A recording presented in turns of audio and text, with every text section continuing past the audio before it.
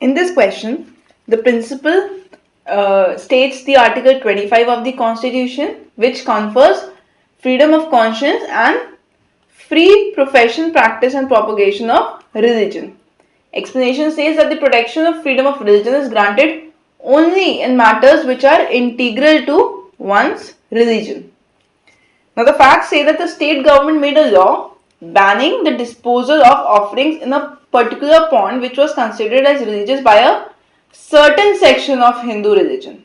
Only few people of Hindu religion considered it to be a religious place. Members of that religion challenged the law as being violative of their fundamental right to freedom of practice and propagation of religion and right to equality. Now, if only a certain section of Hindu religion consider that pond to be a pious place, or it was considered religious by only a certain section, that means it's not an integral part of one's religion. Otherwise, everyone from that religion would be following this. The answer option says, A says, the new law is ultra vires the constitution as it affects the practice of religion by a particular section. It does affect the practice of a particular section, but because it's just one section of a religion, it cannot be considered to be an integral practice or an integral place.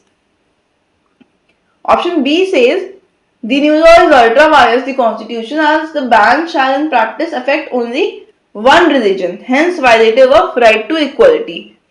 Does not make a direct relation. Option C says, valid as the prohibited practice cannot be termed to be an integral part as it is followed by just one section of Hindu's religion. So this is the proper reasoning, hence C would be the correct answer. D says that the new law is valid as it was a secular act.